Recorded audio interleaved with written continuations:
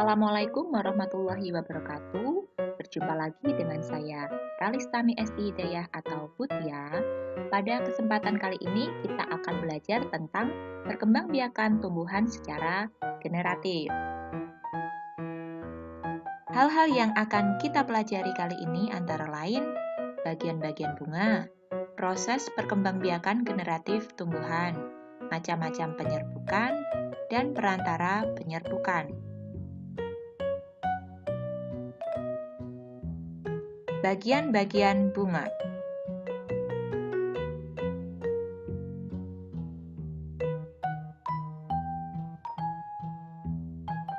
Kali ini saya menggunakan gambar bunga asli, yaitu bunga sepatu. Untuk bagian bunga yang kecil telah diperbesar sebagai berikut. Bagian-bagian bunga tersebut antara lain: yang pertama adalah putik, kemudian ada benang sari, mahkota bunga, kelopak bunga, dan tangkai bunga. Tetapi karena menggunakan gambar bunga asli, ada bagian bunga yang belum terlihat. Untuk lebih jelasnya, mari kita menuju gambar selanjutnya.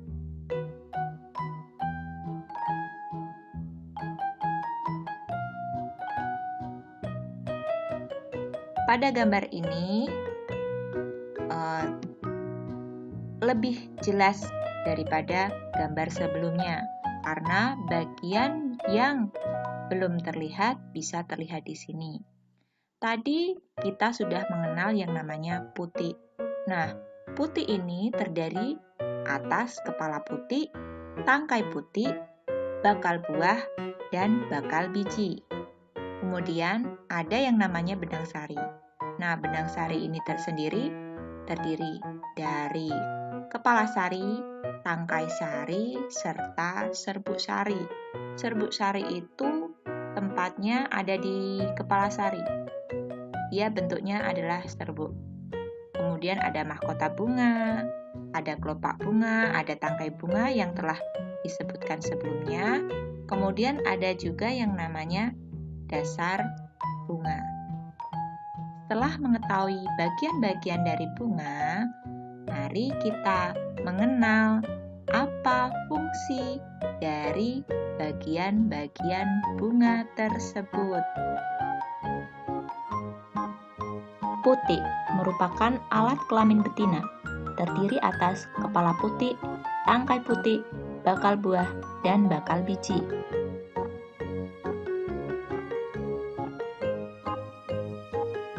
Benang sari merupakan alat kelamin jantan, terdiri atas tangkai sari, kepala sari, dan serbuk sari.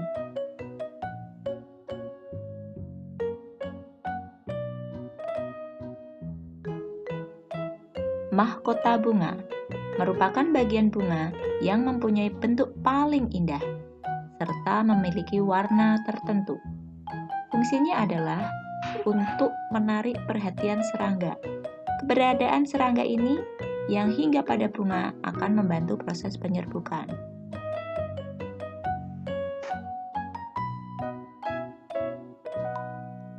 Kelopak bunga, bagian bunga paling luar yang menyelimuti mahkota bunga ketika masih kuncup. Fungsi dari kelopak bunga adalah melindungi mahkota bunga ketika masih kuncup. Kelopak bunga akan terbuka ketika mahkota mekar. Dasar bunga berfungsi sebagai tempat melekatnya mahkota bunga.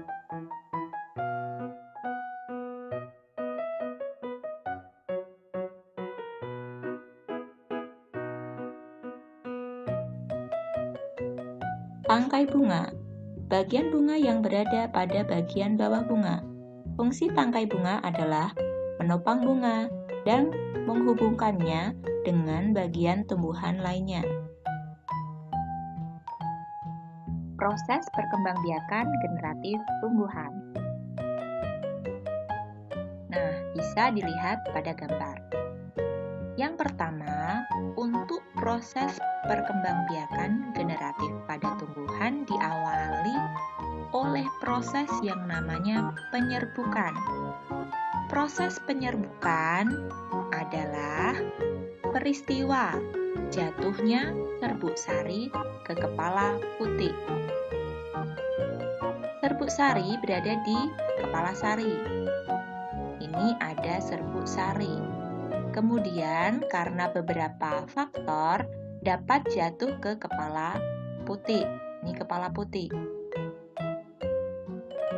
Ketika terjadi proses penyerbukan, maka akan terjadi yang namanya fertilisasi atau proses pembuahan, yaitu pada calon tumbuhan baru di sini ya. Calon tumbuhan baru ini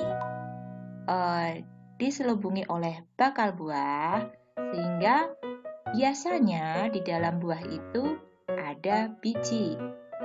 Nah, biji ini nanti yang akan menghasilkan tumbuhan baru. Biji ditanam menjadi berkecambah, kemudian menghasilkan tanaman yang baru. Untuk lebih jelasnya, kita bisa melihat tayangan berikut.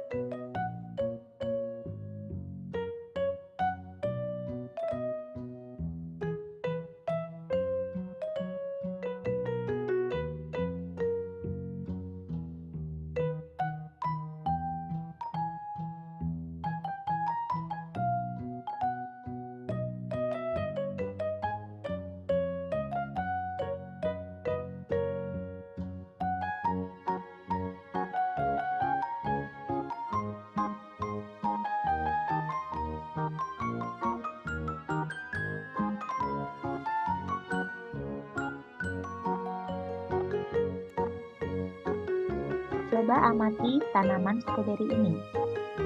Pada tanaman stroberi tersebut dapat kita lihat hasil penyerbukan pada bunga akan menghasilkan buah.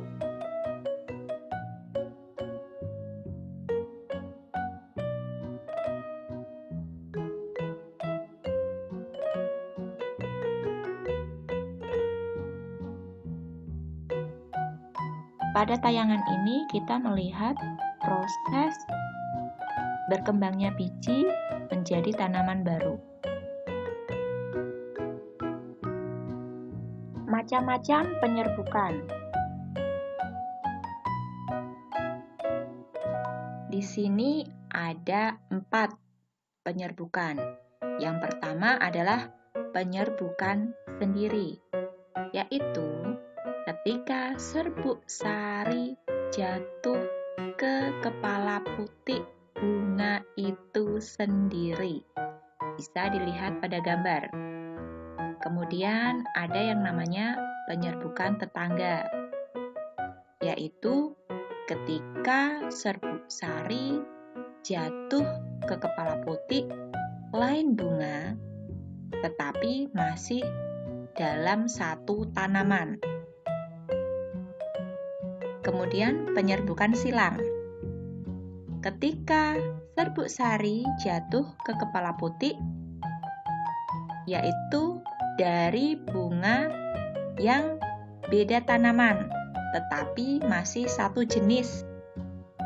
Kemudian penyerbukan bestar, yaitu ketika serbuk sari jatuh ke kepala putik, lain bunga, lain tanaman, serta lain jenis.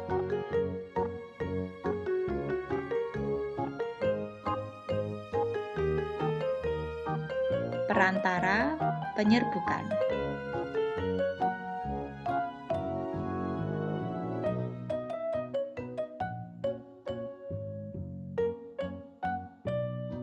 Yang pertama adalah zoidiogami, yaitu penyerbukan yang dibantu oleh hewan seperti serangga. Serangga itu ada lebah, ada kupu-kupu, ada kumbang, atau burung kolibri, atau oleh kelelawar.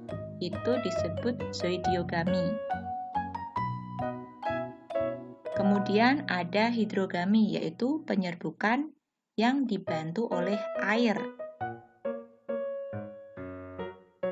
Selanjutnya, antropogami, yaitu penyerbukan yang dibantu oleh manusia. Serta anemogami, yaitu penyerbukan yang dibantu oleh angin. Zoidiogami. Di sini, untuk lebih jelasnya, saya membaginya menjadi 3, yaitu entomogami, yaitu penyerbukan yang dibantu oleh serangga, seperti saya sebutkan tadi, seperti lebah, kupu-kupu, atau kumbang. Kemudian ada kriptogami, yaitu penyerbukan yang dibantu oleh kelelawar. Kemudian ada orintogami, yaitu penyerbukan yang dibantu oleh burung. Biasanya di sini yang berperan adalah burung kolibri, yaitu burung yang menghisap nektar pada bunga. Ciri-ciri bunga yang mengalami penyerbukan dibantu oleh hewan antara lain, yang pertama, warna mahkota bunga mencolok. Kedua, mahkota berukuran besar. Ketiga, bunga berbau khas. Keempat, memiliki nektar. Kelima, serbuk sari lengket. Keenam, kepala putih agak tersembunyi.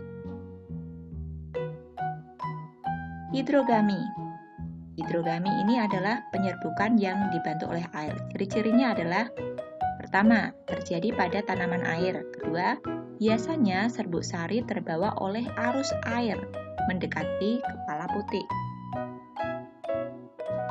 Kemudian ada anemogami, yaitu penyerbukan yang dibantu oleh angin. Ciri-cirinya antara lain: yang pertama, mahkota tidak berwarna. 2, mahkota berukuran kecil. 3, serbuk sari ringan, kecil, dan banyak. 4, tidak memiliki nektar. 5, tidak berbau. 6, kepala putih terjulur keluar.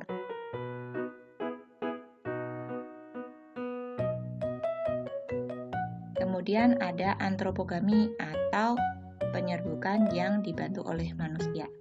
Ciri-cirinya antara lain: yang pertama, serbuk sari dan kepala putih tidak dalam satu tunggal bunga. 2, terjadi pada tumbuhan yang serbuk sarinya sulit bertemu dengan putih. Nah, biasanya yang penyerbukan dibantu oleh manusia adalah tanaman vanili.